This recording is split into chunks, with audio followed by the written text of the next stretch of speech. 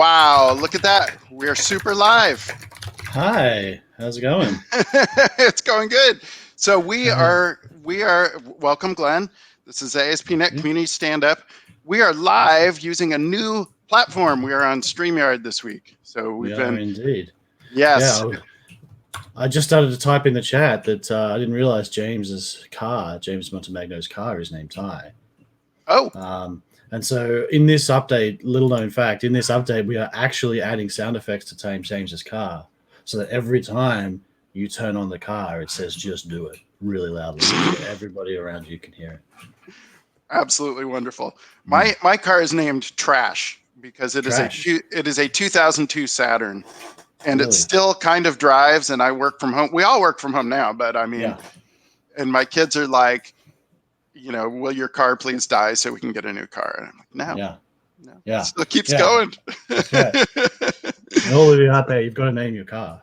Yeah. I think Trash is a good name for my car. Yeah, I mean, it's okay. I remember growing up, my uncle had the Green Machine or the Mean Machine, and it was a green bus, so that was great. Yeah. Well, so my car does have some sentimental value because I won my previous car on The Price is Right, drove it for 10 years. And then I traded. You won a car on The Price is Right. I forgot about that. Yeah. And then I traded that car in for this car, and I'm like, I can't, give it and I can't get a new Saturn because they're out of business. So yeah, I remember that from the Things You Might Not Know About Me famous John Gallagher post. There you go. On The Price is Right. You can still find it on YouTube for all of those. And I had hair. I had floppy hair. You won't be able to tell it's John, but it is. You can tell by the puzzled look on my face the whole time. I'm like, $5? You win. And I'm like, cool. Good times. That's what I imagine being on The Price is Right is like. So I'm glad it was totally lucky stuff because other people are like, there are two watches. One costs 50 cents more than the other. Which is more expensive? I'm like, and then they would give me one, and I would just like, I don't know. I got very easy questions. So excellent. Good stuff. Better lucky than good, after all. Let me share my screen. It is time for some community stand-up. Stand-up stuff. Okay, and got all the links. Yeah. I think. Okay. Let's see if this all works. So what's fun here is we are still both alive. So don't pick your nose. It is time to show the fun. Okay. So all these links will be posted in the show notes. Let me see if I can zoom on that link. There it is. No, not easy. There it is. There's the link. I'm using the magic of internet and my computer. So I will be posting that. Now I need to escape. Where's my escape button? Whoa. Okay, good. Let's stop all the zooming. I'm getting dizzy. Very, very professional. I liked it. That was a good. Yes. All right. Shahed is an amazing, awesome genius. He has done multiple of these free ASP.NET series, and then he turns them into ebooks. And so excellent. Yeah, I just love it. So this series, what he did in this book was he took an e-learner sample and he updated all his, some previous posts he'd done and stuff, and he wrote it all up as a like some practical examples using this. So, this is a great way if you are both learning about ASP.NET Core or if you want some more deep information. All of these things, he goes kind of deep on stuff. So, you can grab this enormous, wonderful PDF. But so, for instance, for any of these topics, he'll talk about, whatever it is. If he's talking about authentication and authorization, and then he'll go deep on a lot of, he'll explain the basics, but then he'll also go deep on stuff. So just wonderful stuff. He also, this is pretty neat. He has automated all this stuff to generate. So he generates Word documents from his XHTML or from his HTML docs and stuff. It's pretty cool too. So if other people want to do something similar, he's written that up too. All right, Chris Sainty, always kicking out the amazing Blazor stuff. So here he's talking about client-side pre-rendering. So he talks about, what is pre-rendering, and like you can just send all your stuff down to the client and have it do the rendering for WebAssembly based. But if you do, and he talks about, the difference of if you do pre-rendering, you can deploy as static files, or excuse me, you will no longer be able to deploy as static files. And then there are some other things there. What he points out here, though, there's this Blazor pre-rendering.client. Okay, he creates this new app using Blazor pre-rendering. There is a setting in here when you configure in the host, and so when he goes through and he does the add Blazor framework files and configures the pre-rendering, and then there's also where is it? I read through this over the weekend and I need to make sure I remember. There's different settings for the pre-rendering that you need to look at. So you can pre-render, and let me see. There's different settings to dig into on this, and but yeah. So here it is, render mode static. This is the one. So this is the magic of actually making it go. Of how you actually turn it on. Yeah. So, that's cool. Cool stuff. I'm glad everybody's starting to pick up all the cool features and talk about them. There's a lot of just cool hidden stuff, and I like that about some of these posts where they kind of dig in a little bit deeper on them. So this one's neat. This is a Blazor application. It's also an Encron tab expression tester. So I've run into this Excellent. A close second to regex for inscrutability. Oh my gosh. I've so many times whenever I have to do like an Azure function that's running on a schedule, and I always am like, I got to go reread this.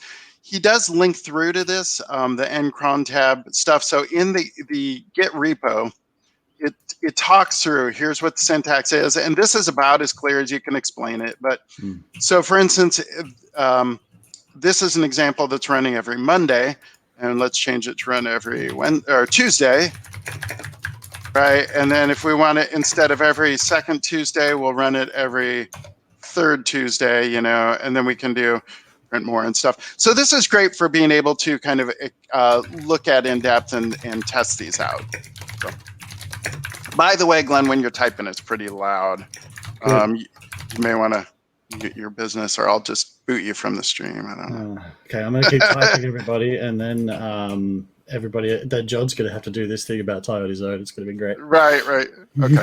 Actually, I can mute you. It's pretty neat. Yeah, I would make all kinds of crazy promises.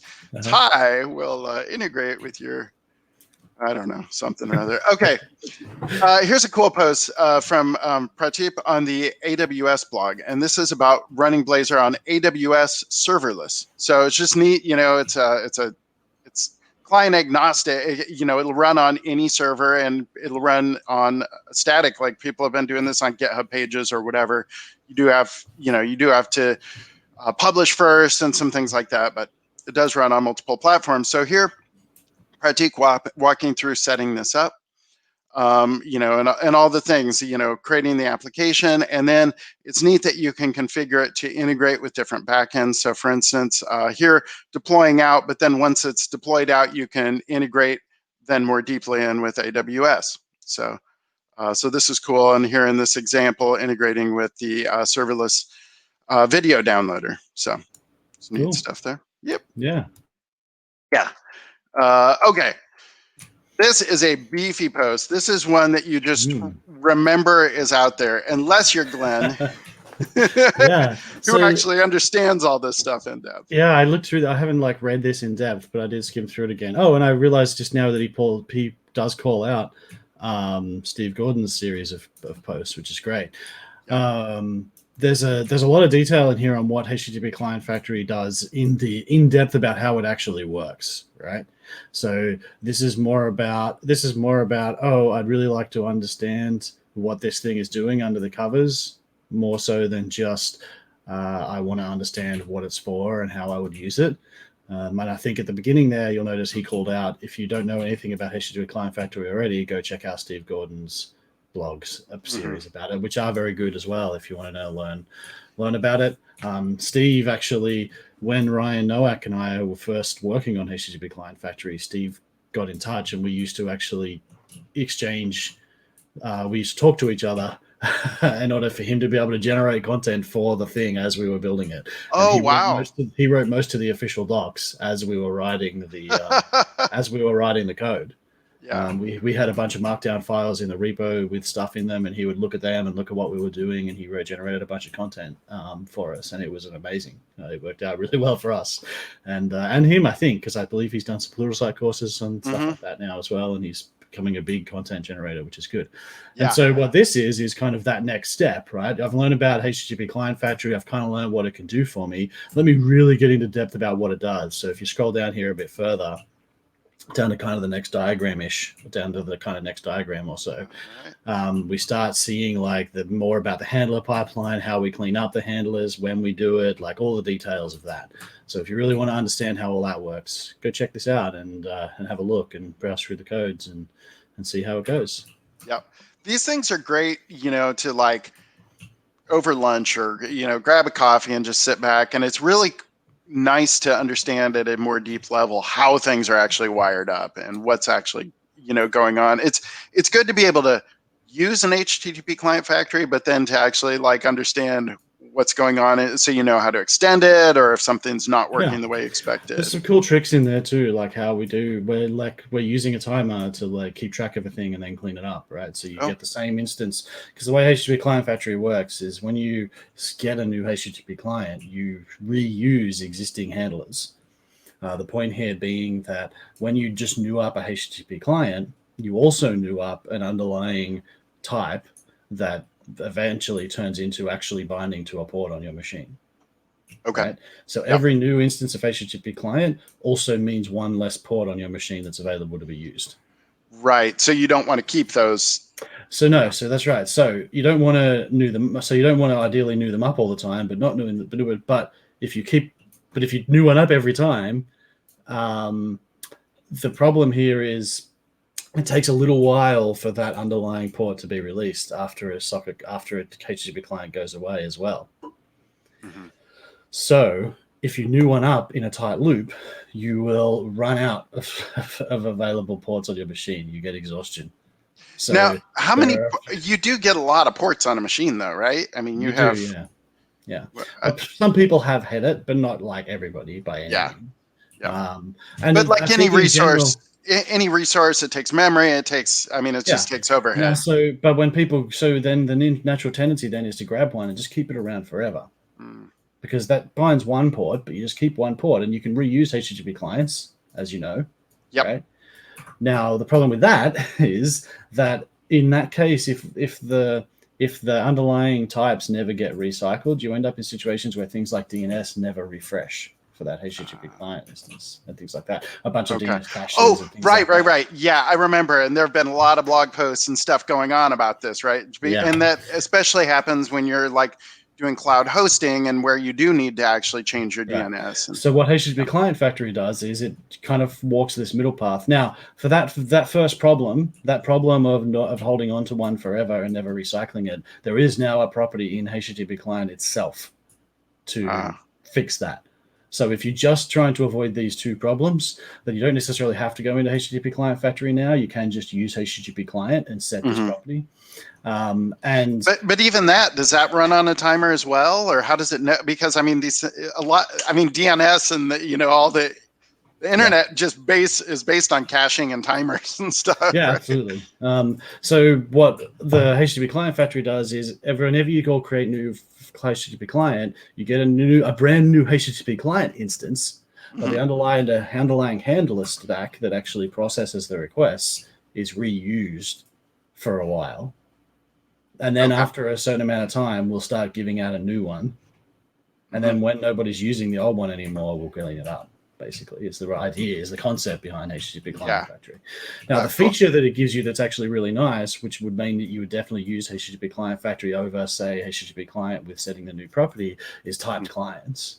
Create a class that accepts a HTTP client and then register that with DI, and then you can test it and use it and completely encapsulate your usage of a HTTP client for a particular endpoint. You can't really you can. That's the big feature that it gives you that you don't get from just HTTP client. And of course, when we built HTTP client factory, you also didn't have the HTTP client property to work around the problem, but now you do. So I always like to mention it because they did good work, and I don't want to make out that HTTP client factory is the only way to avoid those two problems, right? So the whole thing with type clients, I remember being really excited about this and actually teaching workshops and stuff and being like, these type clients are amazing. I would have expected people to actually be publishing more, and maybe they are, and I'm just not aware of it, but more like NuGet packages with type client. This is the GitHub HTTP client, or this is the whatever. Yeah, I haven't seen that pattern happen much in practice. We definitely talked about it when we were building it. Yeah, you could imagine a NuGet package that ships you a typed client. Yeah. That basically wraps all the endpoints for your API, and you just grab it and add it, right? And you've got the unit test for it in your NuGet package. You know it works. You could imagine doing something like that if you wanted to. The other thing is you could also publish open API documentation and generate client code from that. One of the things that's nice about typed clients as well is you can do things like entirely transparently encapsulate something like, say, caching. Wait a sec. Looks like our video stopped. Yep, I see that. I don't know if people can still hear us or not, but I can see that Twitch says we're offline. Okay. Okay. It was going so good too. Edit. Oh, it says we're back. James says we're back. Back now. Well, there's the internet we were just talking about. The internet. Yep. Yeah, you didn't miss anything. No, not at all. Yeah, I did a backflip, but keep watching. Maybe I'll do that again. It was pretty amazing. Yeah. One question is, so typed clients are amazing with HTTP. Is there a similar sort of thing with gRPC that would fit in, or is gRPC a different beast where it just isn't? Yeah, I mean, well, you generate, because gRPC by its very nature has a client generated for Okay, yeah, you're right. Okay, so that is already completely handled then. Yeah, I mean, yeah, it's different.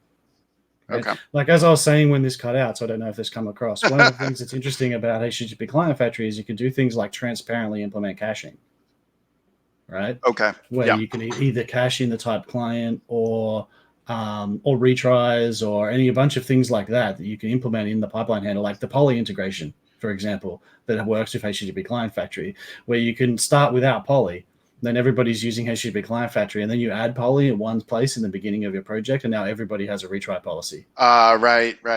Which is super nice, and you can get that from a bunch of different ways. Like handler stacks are not new and stuff, but it's good. HTTP client factory brought that type of stuff more to the front of people's attention, which was good. Cool.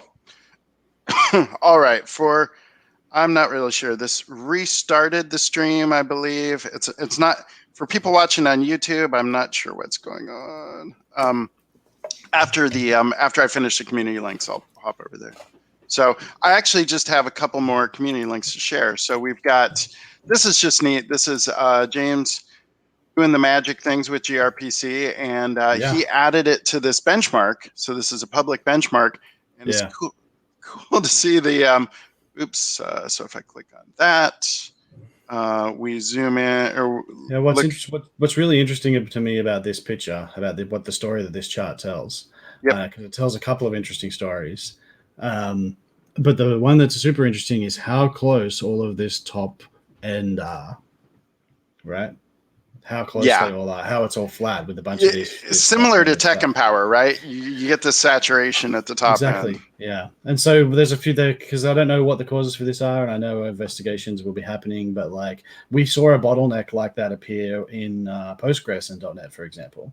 And it turned out that the Postgres driver that everybody was using in .NET needed work.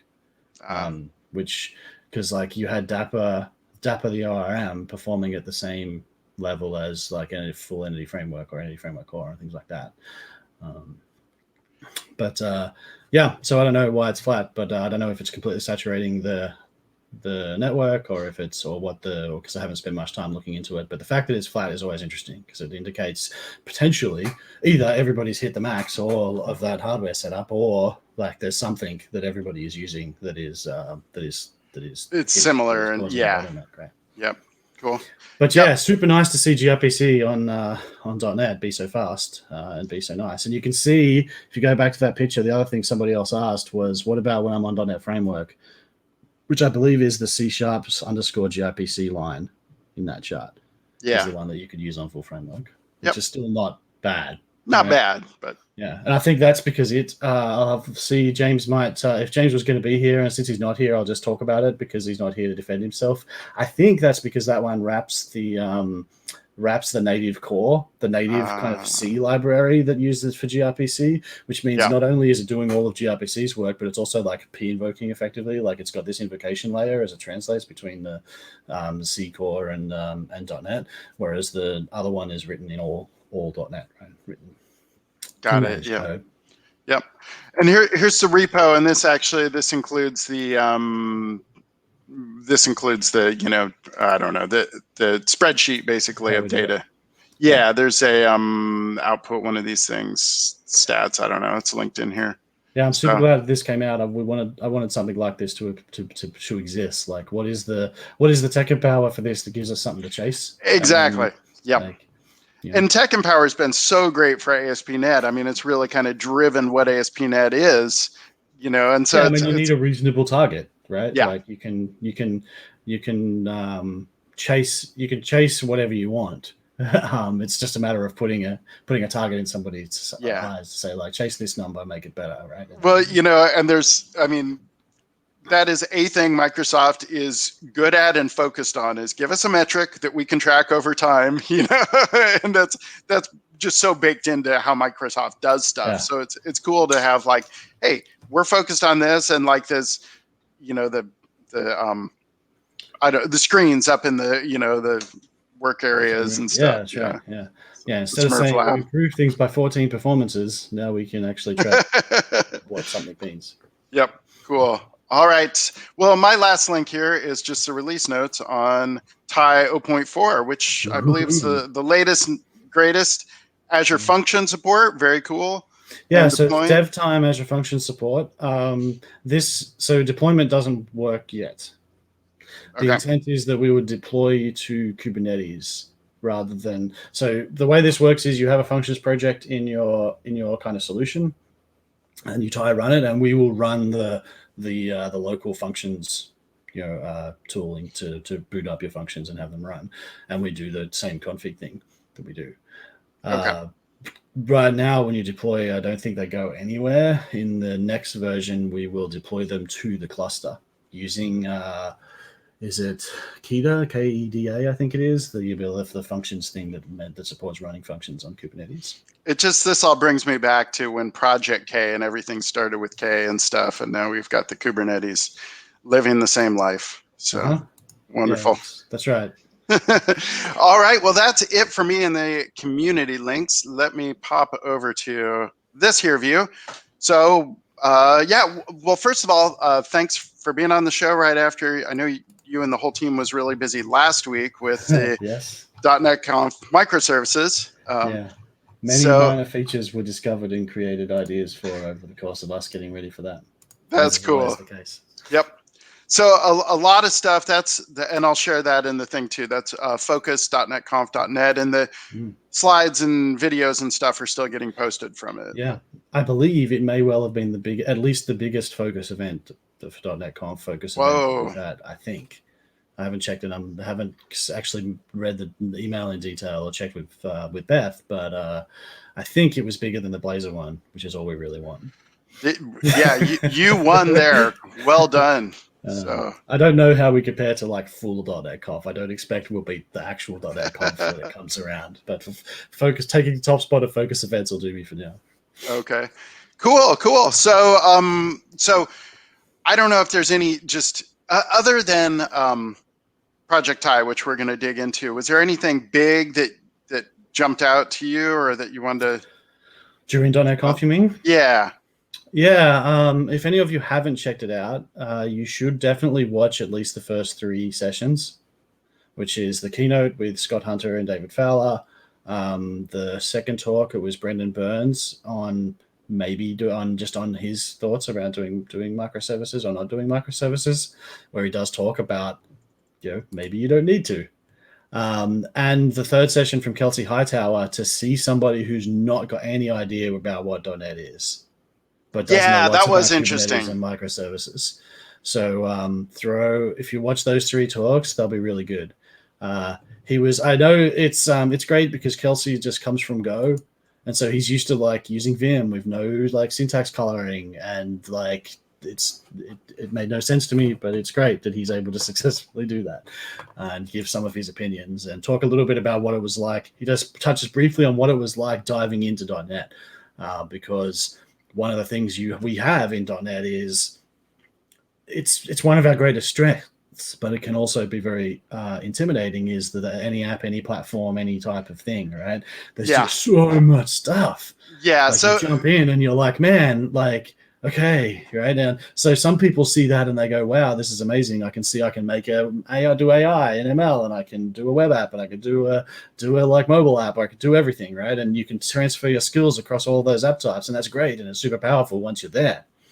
But I think Kelsey definitely is one of those people who looked at it and went, I don't know where to begin now. There's so much stuff. How do I make sense of all this? And so that was good to hear him just talk about some of those experiences, and then just talk about what his dev flow is like and how he uses very simple tools to keep things going. And then the Q&A section was probably the most valuable thing about his talk. So good definitely for an alternate to the main, to like what we expect, what we see every day is Kelsey's talk worth. Brendan's is very good for talking about organizational structure and challenges you might have with microservices and things like that, and a lot of good discussions about that. And he spends a lot of time, talking and thinking about microservices and Kubernetes and how people should use that. So that's definitely some good insights there. I thought his presentation was so smooth and fun, and like you can get really, like, you tell somebody, hey, presentation on microservices and Kubernetes, and it might sound a little boring, maybe, and then he just made it like right off the bat. He's like, why do you care about microservices? You don't. Okay, show over, and he's like, okay, here's what you really are trying to do, it's, yeah. So we tried when we were creating the like setup for the content for the .NET Conf, which was me, Fowler, Beth, Jeff, Fritz, Javier. We definitely wanted somebody to come and say, maybe you don't need microservices. Like we definitely wanted to contrast the general hype of microservices across that whole conference with it's fine if you don't need them. Yeah. Don't chase the thing. And Brendan is potentially the perfect person to give that thing. He's like, on one hand, I am the co-inventor of Kubernetes, co-creator of Kubernetes. The other hand, maybe you don't need it. Yeah. Right. Well, and that's something that I've learned a lot over time, just in general with any kind of tech, is like, if you oversell it or sell it to the wrong people, nobody's going to be happy. They're going to be upset. They're going to be complaining. It's like, it's really good up front to just be like, here's where it fits, here's where it doesn't. And I think in general, like what I know, all of the .NET customer base, talking to being a .NET developer for so many years before I started to work on the team, and then interacting with so many of presumably all you folks who are watching this at conferences and things like that, is I think that message of don't necessarily chase the latest and greatest tech, like do what makes sense for you, is probably something that we can all relate to and understand. Those 3 were really good. They're the first 3 sessions. Now, all of the rest are very good too, but what the difference is, those first 3 are kind of very generic, very general. Hunter and Fowler gave a good overview of just in general what we're doing in .NET and microservices. There's a few cool demos in there. We did some single file stuff, saw some TIE stuff, things like that. After those first 3, then everything kind of dropped into, okay, let's talk about half an hour about steel toe, half an hour about Orleans, half an hour about messaging and asynchronous, right? So like just kind of tech bam, one after another. So they're all really good as well, but they're all kind of focused on, let's talk about this specific topic, where those first 3 are far more general and like descriptive. So definitely watch the first 3 and then maybe cherry pick the half-an-hour ones that interest you, whatever topic from the other three, from the rest of the session, rest of the conference that you think is good. That's probably what I would do. I watched most of it live as I was curating and as I was talking to people on Twitter, but that's probably what I would do right now is watch those three, cherry pick the half-an-hour ones that seem interesting. Yep. Watch mine so I get the most watch views, obviously. All right. So what's new in Project Tie, speaking of which? What's new in Project Tie? Okay. Or so and some people, there's all like, it's easy to think too, like everyone here has seen every single .NET community stand-up, and that's not true. So it's okay to explain what the heck is Project Tie as well. Okay. That is fair. Okay. So, just sorry, I was distracted slightly by the comments in the Twitch chat to try and make sure that I'm not missing a cool question on that topic we just had. Generally, I think people are agreeing with us that friends don't let friends be buzzword-driven developers, which is good. Code was shown. What do we got? Let me see. Oh, well, okay, I see. Okay, just the guy was just saying thanks for the other guys. Okay, sorry. Now I'm caught up with chat again. The delay of the video means I have to keep going away from chat. Otherwise, I look at the video and it's delayed, and I'm like, So the tie is a way to, for those of you who haven't seen it, go watch the first session of .NET Conf microservices, definitely, and my talk at either Build or at .NET Conf. But it is interesting because I'm going to talk a little bit about the history, I guess, of Tie and what we were setting out to achieve and what I think we've actually achieved so far. So when we were setting out to build Tie, this was over Christmas, I think, over basically the Christmas kind of lull. And two of our architects and a couple of other people actually as well, but mainly the two architects, David Fowler, Ryan Nowak, effectively went in there separately and built two different prototypes, focusing on the question of what does it mean to like build something to support people building microservices. Mm-hmm. Now, Ryan focused heavily on, okay, well, the hard part is getting to Kubernetes.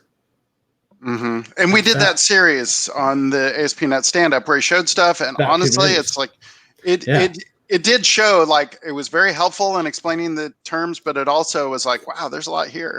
Yeah, and Ryan is right. Getting to Kubernetes is hard. Yeah. Fowler then focused on, well, we haven't even solved running multiple things at the same time on your local machine yet.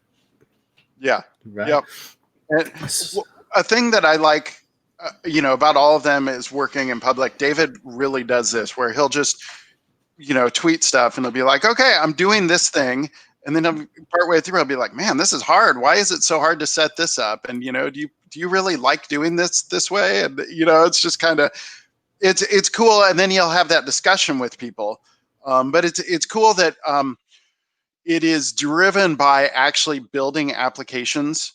And some of this goes back to some of my favorite things about ASP.NET in general, like when Damien was working on some stuff, and it's like, that's how kind of Razor Pages evolved. And, some other features, it's kind of a, hey, this is too hard. Let's make it better. Yeah, absolutely. So what Tie is basically the merging of those two ideas, right? It is both a development time experience and a deployment experience. Okay. There's a few interesting things that come out of that, and I guess we probably should have a show where I guess I show a bunch of this. For those of you who have tried Tie and done the survey, which any of you who try Tie should, because it helps us a lot. And if you're willing to have us talk to you, fill out the last question, because we do actually go and talk to many people who fill out the survey. Interestingly, I even met a developer. We called them because they'd put their name down for Tie. Mm-hmm. To talk to them about how they did microservices, and then discovered it was one of the developers who we had went to help way back when we were building the first version of .NET Core. We went to his company, and he was one of the people who sat with us, and we helped import an application to .NET Core back in like pre-1.0 days of .NET Core. It was great. There's regular times where the .NET team will offer like, hey, and take them up on that. I mean, it really is like you're saying there. Check back and yep. Yeah. So we merged Tie is the merger of these two concepts. But one of the things that survey data showed us was most people aren't really using deploy right now. Probably like 70% of people who try Tie aren't actually deploying. They're just using the local developer experience. There's Interesting. several reasons why that is, right? One is like if you're just kicking the tires, maybe you're not going to go to the trouble of setting up a Kubernetes cluster. Maybe setting up Kubernetes is too hard, or it's still even just creating the cluster maybe is too hard. Maybe you don't want the cost of running a Kubernetes cluster somewhere and then trying to deploy to it, so you're just trying out the local stuff, right? Or maybe you've already got a good mature way of getting to Kubernetes, and as such, you don't need any of that stuff, right? Like there's a lot of reasons why people might not want the developer flow, the deployment flow. But in general, the developer flow seems to make sense because in general, you need to run multiple things and have dependencies. The thing about the developer experience is it doesn't actually have anything technically to do with microservices as much as it does just running multiple things or depending upon things. So if you were building a standard web application and deploying it to app service and using a database, Thai is great for that. Because on your local machine, you can just do Thai run and it starts your database. And when you're finished running, it goes away. Yeah. Okay. Right? It's all the dependencies and all that. Yep. It's the dependencies, right? So if you're going to use something like a Redis or a SQL Server or a message queue that you can run in a container on your local dev machine or a log aggregator maybe or something, right? Anything that you can run in a container that you want to have running at the same time as your app in production, Thai can stitch all that together. Now, Docker Compose can also stitch all of that together, but Docker Compose requires you to run in a container in order to get all of that stuff to happen for you magically. And the thing about that is John just wanted to be big. I like it. I was trying to make you big. Yeah. I think I have to. I'm still learning this. No, I think if I click on you. Whoa! Ah! Look at that! You're enormous. No, put it back. So so Docker Compose requires you to Dockerize before you can take advantage of Docker. Like it basically forces you to learn Docker before you can use Docker. Yeah. Because you have to create a Docker file and build Dockerize your app. And Docker Compose felt like to me and Swarm and everything felt like it was trying to be like, okay, Docker, now you can make more than one of things, but you still are working in the Docker paradigm very much, right? Yeah. So. And so so Mashiko, not really, right? Like I think the point of this little tangent is to say that the developer experience that he asked, are we still talking about microservices? And no, not really. Like what I'm saying is that the developer experience of depending upon containers and building your app turns out to be actually fairly nice with a whole bunch of apps, with a whole sorts of applications. So just because you're not necessarily interested in microservices, don't dismiss Thai as a thing for microservices. That's the reason we tried to build it.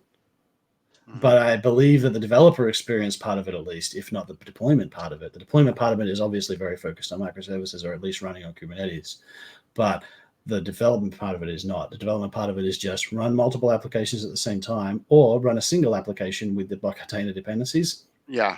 Well, and the dependencies too, it's like it's very easy to think like if you're focused on microservices, you're thinking of microservices only. But like you're pointing out, dependencies include things like, regular people are building front end and back ends. They may have an API back end and a Angular front end or an Angular Blazor front end. Like an N-tier application is still cloud native by the definition that Azure gives to cloud native, right? And you have configuration and you have dependency management and you have, oh shoot, I started up the front end, but I forgot that one API backend thing I need to start up. Or I'm using Redis, and now I got to start Redis up every time, just all that stuff. You can solve make a lot of those problems go away or be easier for you.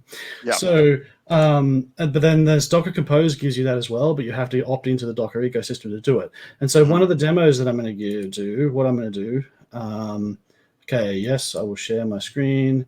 Yes, I'll try and pick the right screen. Thank you very much. So let me see if I can do this right. Timing it. Bam. Whoop. Oh, wait, now I need to share I need to remove and I need to add. Look at that. Look at that. Professional. We know what we're doing. This is great. Science. Okay. So in order to just highlight that difference between something like what Docker Compose gives you versus something like what Thai gives you, and also to show something that I know people asked a bunch of questions about during .NET Conf was debugging. So if you Docker Compose run, you can run all of your local container dependencies and all your projects together, but everything has to be containerized to run, which means the process is running inside a container, which is then an isolation boundary between your local machine and the container. So getting a debugger in there can be hard, right? And we have some Visual Studio tooling to try and help with some of that, but it doesn't, but not necessarily within Docker Compose as well. So I have a sample app here. It's the same sample app I was using in the talk I did. I'm going to tie run. And so this is going to spin up a whole bunch of stuff. So by doing tie run, it gives me a voting. So this is what this app is, I guess I should say, because not everyone's going to be familiar with it. It is an app where you can go and vote, right? You can pick if you like dogs or you like cats. That adds my vote to a Redis instance that is running. Then there's a worker which picks up all those things from Redis and that updates a Postgres database. And there's a results app that just displays the results from the Postgres database. Right? Okay. So you can click, I can vote for dogs and cats. Okay. Now this dashboard alone is awesome. Like just, I mean, if all you take out of this, it's like there's so much here. If you're managing, and I've done recently like some client visits and worked with people that were doing consulting for large companies, and they like, it was crazy. They're like, I've got 9 console windows open and I've got all this stuff trying to manage all this. And here you've got it all right here in one automatically created dashboard. So this is cool. Yeah. And so you replicate account, so you can kind of simulate replicas and stuff like that. And this is using Identity Server to do auth. So one of my things is auth, and it has an auth service specifically. Anyway, so that's the rough outline of the app. Now, what I was going to show you was I've got this whole thing running, and I want to debug something. So I can do this, right? .NET attach, play, vote, attach to vote. Let's put a breakpoint here. I've got a breakpoint here, which is, this is on the index page. I have the on post of the index page for vote. So now if I come back here and I click dogs, I hit a breakpoint. Right. So the difference there, you get, and this is the normal debugging experience, right? So the only difference between this and any other time that you try to debug any .NET application is that you would had to attach instead of F5, right? Okay. Or run, right? So we can detach from that. But that is one of the big differences between being able to do something like Docker Compose versus something like Tie, where you can just attach because they're just processes running on your machine. It's not until you come it's and not run, separate in a Yeah, we don't run your app code in a container unless you go tie run -- docker, which gives you the which actually containerizes all your stuff locally.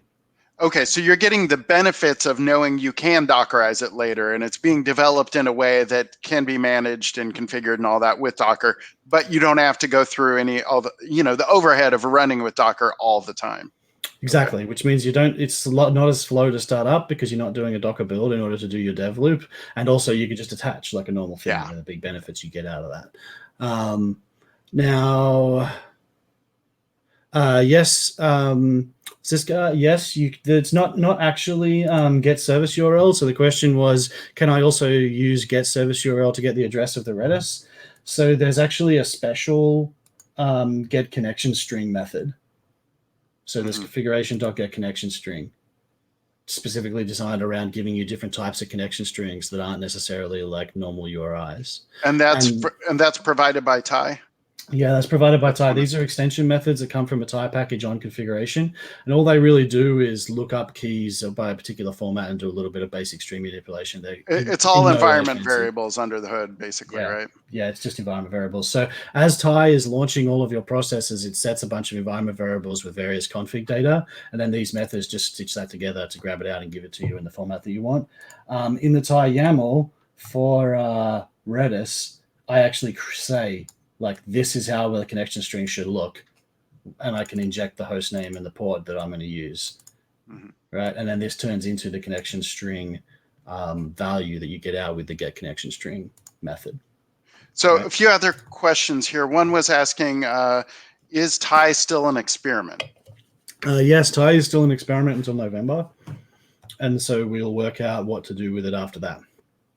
And the whole thing of like, there's other like Blazor was an experiment for a while, and Blazor mobile bindings is an experiment. So the idea with that is it's not as it's technically not a committed product, but a lot of it is this we're free to break things and change things around, right? Well, I'm pretty sure that this will continue, right? I don't think this will end at the end of an experiment. There's a couple of reasons why we call something an experiment. One would be we're not really sure what it's going to be. So we want to be able to reserve the right to completely pivot, right? Yeah. Or like just say, okay, this was a great idea. Let's take a bunch of this learnings and roll it into the product. Or so I don't think this will happen, but let's paint this picture for you. What if we said, okay, deployment doesn't really matter. Let's just cut that part of Thai, or leave Thai be only deployment. Let's take everything that the developer experience does and just make .NET Run work that way. Okay. We could do that, right? Now, but we wouldn't want to do that after we've said, okay, we're shipping this Thai thing that does this, and everybody's using it, and then we decide to move it into .NET, right? So you want to give yourself some extra freedoms into potentially change everything around, or pivot, or, as you said, make lots of breaking changes. Now, in general, we try not to make lots of breaking changes because they're painful, even if it is an experiment. That's not really an excuse. But we didn't want people to like take serious bets on it when we were still working out what it is. Yeah. Right. Okay. That's the main reason why we do something, call something an experiment while we're working it out. And we want to do it in the open, but we don't want people to get confused. So we need some label to say, this is a thing we're doing it in the open. You all can participate. We want you to talk to us about it, but we don't want you to like think this is definitely something that we're going to do. Right. Okay. Two more quick questions. Is the dashboard out of the box? Is that just included? Yes, it is out of the box. It runs by default all the time. I was like going through the tutorials, which are really good. And when I went through and it's like, now click on the dashboard, and I was like, what? This is magic. And that was like one of my first, like, I love it. Yeah. You know? So the dashboard is always on a consistent port 8000. And then every other service gets a random port every time so that you don't get like port conflicts or anything between the services. Cool. One other question is, does Thai replace things like Scaffold or Helm in terms of automation? I mean, it does some things similar to those, but they tend to do a lot more, right? So you could imagine that this Thai could use Helm for its deployment part, right? So, because what it's doing right now is basically generating Kubernetes YAML files and then running them using kubectl, right? You could imagine a world where it required Helm and it generated Helm charts and then can use Helm to get to the Kubernetes cluster. But in general, those things are all going to do more than what Thai does because it's so much more focused. Right now the richness of deploy with Thai basically leaves it at a point where it's really great to get started and learn a bunch of stuff, but I don't think we have the richness for it to be a real kind of production ready, deployment tech. Whereas something like Helm or Scaffold is, and it has been for a long time, and they have lots of features because of that Thai doesn't have. Will it become as rich and full featured to those? Maybe, I don't know. That's partly why it's still an experiment, because I don't know how far to take the different aspects of Thai, right? Yeah. That's what we're still working out. Cool. I suspect the answer is actually just no. So that was more detailed into the answer to that question, but I think if I was to summarize it very, very concisely, I think the answer is probably no. Cool. Links to Thai tutorials. There's some on right? Yep. Oh, and somebody did some stuff. Cool. All right. So that was attaching and doing debugging. Where are we for time? You have to keep reminding me because I'll talk as long as you give me. About 15 more minutes. Okay, so I was worried we wouldn't have enough. As Hunter has famously said, you could give me a banana and I'll talk about it for an hour. So let's do something different. I'm going to do something that I don't think we've ever demoed before. So I'm gonna delete my my runtime image, my .NET images, right? So what I'm doing here is deleting the images from my local Docker that have .NET in them. And then what I'm going to do is do a publish, And then as the publish is happening, I'm going to show you where we actually do the magic of tie, right? Like what the magic looks like. Can you zoom in on your console? Yeah. How's that? Yeah, beautiful. Tie deploy -I. So I'm not actually going to deploy this. This would normally deploy this to a Kubernetes cluster. I'm not actually going to do that. I'm just going to get it started, and then I'm going to go to the file system and look at the files that get generated as we go. Sneaky. So I'm telling it Glen C, which means it's going to it thinks it's going to go publish all these Docker images that it generates to Kubernetes. If you haven't seen tie yet, we didn't really give you the like wow demo here. The like what we talk about is the kind of path to wow, and that moment is really when you realize you just generated a Docker image for your application and have it running on Kubernetes, but you've never seen a Docker file or a Docker Compose file or anything. There's one you can do it without any YAML. Right, you can just have the CSCS proj, right? So, and we've done some previous ASP.NET community stand-ups, but the basic, like very simple experience is like it's a few tie commands, right, to create an application. I'm going to interrupt you, John. See this temporary directory here that was created in my temp? It has the vote app, right? There's a Docker file, and it's all the published output of my voting application. And so what I did was drag the Docker file over into VS Code, and it's gone. Right, because now the image is done. So on my local Docker, I have that image, and it's just pushed it to Docker Hub. So if you were to go find me on Docker Hub, you would find the Docker image you would find this Docker image because it just pushed it to Docker Hub, ready to go to Kubernetes. But now I'm going to cancel the deployment, so it's not actually going to push it to a Kubernetes cluster. So this Docker file. So what happens is under the covers is it does .NET publish into that temp directory that you just saw. Then it generates this file on disk, which you've never had this file anywhere, but this is a Docker file. But we know it's an ASP.NET application. We know what version of .NET the project is, so we can generate all of this, and then we can copy the published output into the Docker image and build it locally using your local Docker image, and then push. And that's what we did. So this is when I'm using tie commands, it's working with all the standard Docker things. It's creating Docker files for me. It's doing, and some of it by convention and some by configuration, and it's creating all this stuff. Yeah, I believe in here you can actually give us a Docker file and we'll use that one instead and things like that, right? Because we're just running Docker build on it. So right. Okay. Okay, so there's a couple of questions I'll get past before I continue on that tangent. I'm not sure we've ever showed that much before, but that's basically how the kind of magic works. And you can imagine like doing the same thing for the files, configuration files needed to go to Kubernetes, or at least automating the Kubernetes command line experience. Is the voting app open source? Yes. So the voting app is doubly open source. Doubly open source because it is in our tire repo. It's currently in a branch. We haven't merged it yet. But it is also just a straight up copy of a voting sample from the Docker ecosystem, right? Like if you watch some of the older Docker keynotes and Docker conferences and stuff, they show this voting sample when talking about the benefits of Docker and how Docker can help you build microservices and stuff like that. So we just kind of stole it completely from that sample. And it's all that demo is usually polyglot, and the point is usually that each of those bits is a different tech. Like the dog and voting app is say Python, and the worker is .NET, and the vote results app is Java or something. We just converted it all to .NET and used it with tie. So it's in the tie repo if you want to go look at it.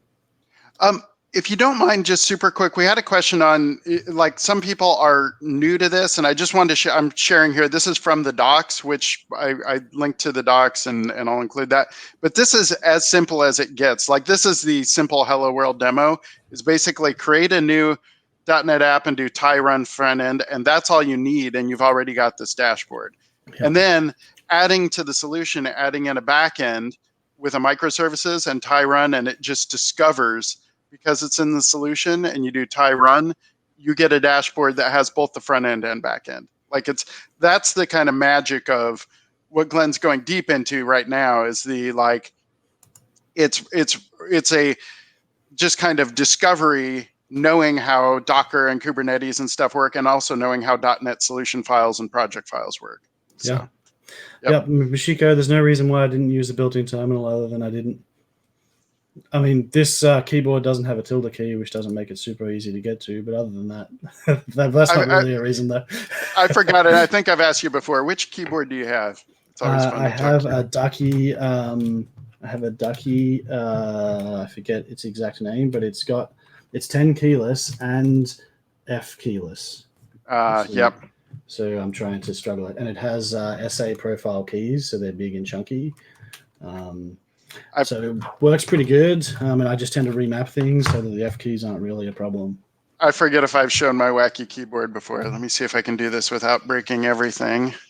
There's my wacky keyboard. So it has similar. It's like the F keys. I hold down a function and then I hit 1 through 10 and stuff. And you can remap everything, but it's kind of nutty sometimes. It's like, oh yeah, this was built assuming a normal keyboard, and no. Yeah, one of the Ducky Mias, I think it is, that I have. For those of you who cool. I don't believe it's the Ducky Shine, but it has big. It's the big Ducky Shine is full size, right? This one is much smaller, so it's 10 keyless. It's kind of weird, like it's 10 keyless, but it and missing the F keys, but it does have like home and end, and page up and page down up here. In a lot of the ones that are missing all of these keys don't have these, so it's a little bit of an oddball in terms of the actual keys that it has, I believe, based upon the amount of research that I've done. But I have a few mechanical keyboards floating around and far too many sets of keycaps. Cool. I'm sorry to distract. And while we're at it, would you like to talk about bananas? No, I'm kidding. Okay. We've only got a few more minutes. Okay. We best not start a new topic then. Not one that's going to take a whole hour. We could talk about avocados, but I know you don't like them, so we won't do that. Sadly, no. Okay, so let's see. What other questions do we have? Do we just round it out with a few more questions? I can always talk. Was there more? So we did talk. I mean, in the new stuff, I had meant to ask about this. So the Azure Functions and AKS stuff, is there? What should people know about that? So you should try it. Try the local dev experience. You should be able to make a functions app. There's an example in the GitHub repo for Thai. You should be able to go run it. So I'd like you to go run it and try it and do the survey if you can, or just tell us if it was good or bad. You can always tweet me about Thai and I'll probably respond. Probably about 95% chance that I'll respond to you if you tweet me about Thai. The probably higher than that actually. I have thousands of unread emails, but no unread tweets. So I've got the I can share real quick while you're talking. I'll share. So try it out and let us know how it goes, because it is new and we're still working on it. Like, we didn't get to deployment, as you saw, and so play around with it and give us. That's the best thing you could do in general with Thai is use Thai and tell us how it goes, or tell us how it does or does not match your expectations, or what you expect it to do that it doesn't. Like, just talk to us about it and try it out and give us ideas. And if you want to do the odd pull request, go for that too. Like, but the feedback and the discussion about what Thai is and what it could be is the reason we have experiments, right? One of those. We've gotten 2 questions in here. Does it run on Linux? And another, does it run on Mac? Yes and yes. Right. It's .NET. It's .NET Core. It runs everywhere, and Docker and Kubernetes and all those things run everywhere. So and so I didn't talk about this much, but that's one of the things that we will be working on eventually. We're a very small team, so we'll see. Not sure when this will happen yet, but I expect there to be tooling in the various IDEs, like that lets you run a Thai app and attach to a process, kind of magic via a click rather than a attach more manual process, right? Like, attach is a few clicks in any of the IDEs, including VS Code, whereas we can probably build something more expensive, you can imagine, for example, in VS Code having a Thai button on the left, which would list all of the apps, list all the projects you've got, and you could, or maybe run, and it'll list all of the processes that are running, and you could just click one and it'll attach to it, or something. There's things like that. You could imagine tooling like that. You could go as far as having everything that the dashboard does in tooling if you really wanted to. But the more unique value is just getting the debugger attached. So we expect some tooling like that to exist over time. And that's where people are asking about VS Mac and VS Code and VS Visual Studio. There is no actual special support for Thai in any of the editors right now. But over time, we expect to hopefully get that for all of them. Yeah. So Mashiko is saying .NET Core runs better on Windows for sure, and I would argue that. Maybe. Depends what you're doing. Depends what you're doing, right? But I mean, there's definitely cases where it's sometimes faster on Linux or whatever. Tekkenpower runs on Linux, right? Still, yeah, I believe. Yeah. Cool. I love sharing your docs because they're amazing. This one, just for people that don't know, like the getting started experience, you need .NET Core 3.1. You install a global tool, or update if you already have it installed, and then you do this basic tutorial, and you can do this in literally 5 minutes, under 5 minutes, and that's it. You're running time. Scroll up for a second. Let's marvel at this. See that last picture of the people who have contributed to this doc? Oh, that's awesome. That's very cool. I didn't know that. That's for reference. He's like, I can't even remember his title now. As a distinguished engineer, he has this massive organization in Microsoft. He should be far too busy to come and send a PR to our random document, but he does because he's that sort of guy. It's great. He's done a lot of really cool videos too on the Azure site where he explains Kubernetes, and he's writing on a whiteboard and stuff, and it's really good that's stuff. part of that. Shares he used that under the same banner as Shane's .NET from microservices or Cloud Native.NET show, right? Something like that. Don't they have the Cloud Native show? That's what we called it. The idea started out as like Cloud Native.NET. I think. Right. And now Brendan is part of that, and it has this cool overarching thing. But all those videos are good, actually. If you haven't watched any of Shane Boyer or Brendan Burns' like Cloud Native show content, you should go check that out too. A lot of it's really good. Cool. Let me see. I don't know questions wise, or if there's anything else you want to. No, I think I interrupted you when I distracted you by that with the thing. You were saying go do this. Because I was just saying do these tutorials. It's like a lot of the time I'll hear about something neat and then I'll say, oh, maybe I should do this tutorial. And it's like, I don't have an hour to do this. You can do in 5 minutes. It's crazy easy. And I dummy tested these tutorials for you on a live Twitch stream and made all kinds of mistakes. And then you guys fixed it all. Yeah, we did. Yeah. Last point that I was going to make, because I did the debugging thing because lots of people were asking about debugging or said they had struggled a lot to get it working. So I wanted to show it working easily at least once. Another common question and misconception is that we have special support for Redis or Postgres or any of these things that we show in our demos. We don't. They're just containers that we run. So like what we do with Redis, you could replace Redis with anything that runs inside a container. And if you need a connection string or something, there's that connection string support. Like we don't actually do anything special for them at all. Ty doesn't know about them. It doesn't special case them. It doesn't have any support for them, right? So it's not that it supports Redis, say, or like Postgres. It supports running containers and then giving you configuration to be able to talk to them if you need to talk to them. What it does have some special support for is things like Dapper, where there's an extension specifically built for Dapper so that we'll run all of the Dapper sidecars along with your .NET application and some things like that. Okay. Another thing that I was going to mention, there was another thing I was going to mention and I forgot completely. Oh, well, I guess that's it. Well, nice. That's funny. Apparently, somebody said the stream broke on YouTube again, but it seems to be going for me. One last question is, you mentioned like there's the extensibility for stuff like Dapper. How does the extent, if I wanted to customize or extend something specific to whatever I'm hosting my microservices or do, how does that work? Is there kind of an extensibility or plugin sort of thing, or? Not really. Like there is an extension concept within Ty, but it's not like a polished experience where you can kind of acquire things and add them to the mix or anything like that. But it's maybe not even like necessary, right? Because you're just adding in Docker containers. That's the thing. If your thing is just a container, like even the Dapper support, right? Like you could make Dapper work without it, just by running the apps and putting in the sidecars and having them all attached and stuff, right? Like, so I think at least that you could make Dapper work without it. I'm pretty sure you can. So I'm not sure that you would need an extension. It would super depend on what you were doing. Okay.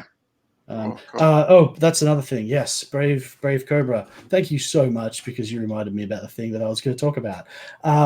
We don't have. I've said before, occasionally, probably badly, that we don't have great support for multi-repo. Like, we tend to expect you to run everything at the same time. Mhm. It's not strictly true, right? We do have a doc, and if you go to the GitHub again, if you have the GitHub open still, John, Sure. the GitHub page in docs somewhere. So in if you click on the docs, go back in the breadcrumbs to docs. There is some reference docs. If you click reference, scroll down. Actually, just scroll down, because I think we have it on this main one. Yeah. We have multi-repo scenarios here. See, we have a doc for it, the last doc, and here we talk about how, and if you scroll down a bit, we talk about different things you can do to kind of have multi-repos and have them work. I didn't even know that you had repo. Okay, that makes sense. So you can reference a repository. Yeah, because we know that some people like multi-repos and some people don't. So I would call this support like we have some stuff. I'm not sure it's necessarily the right stuff yet, or whether it needs polish, or whether it's definitely like we've nailed it. Like, I'm not as confident that we've nailed this as I am confident that the dev experience for a single repo is pretty good, is going to be very good, right? So I'd love for you to try it out and just give us feedback on whether it was great for you or not so great, or if there was ideas that you had. Even just saying, hey, I tried multi-repo and it was great, or it was fine. Like, even those comments are good. Cool. All right. Well, that's probably a good place to wrap up. I'll update the community links thing that I shared to also include these link over to the docs. And then for people that are following along, like the repo, right? And then, like, as you mentioned, they can tweet you your Twitter handles right there on the screen. Yeah, absolutely. Yep. And then we are, planning on kind of making things more regular, because we have these kind of standard shows, right? We have like microservices focus and Blazor focus and stuff. So we're planning on kind of making those more of a regular rotation. And so if people watching, if you have ideas or things you'd like to know more about microservices, there's some areas where we could dig into more too. So yeah, absolutely. I mean, there's more we can there's lots more we could talk about, but if people tell us what they want to hear, we can always talk about what they actually want to hear instead of just whatever we feel like. We wonderful. Can do a whole show about keyboards. I'm sure we could. There you go. Yep. My keyboard, they probably all do now, but mine runs Arduino. Has an Arduino board inside it. You can customize the firmware. It's very fancy. It's important. All right. Well, I think that's it. Unfortunately, now with our new system, we'll need to do some more work to create a dramatic zoom out effect. But I do have a thanks for watching video. And then go, oh, there you go. I have to do it manually, and it's not the same. All right. Awesome. Thanks a bunch, Glenn. No worries. Thanks everyone for watching. Hope that's Thanks, good. everybody. Woo.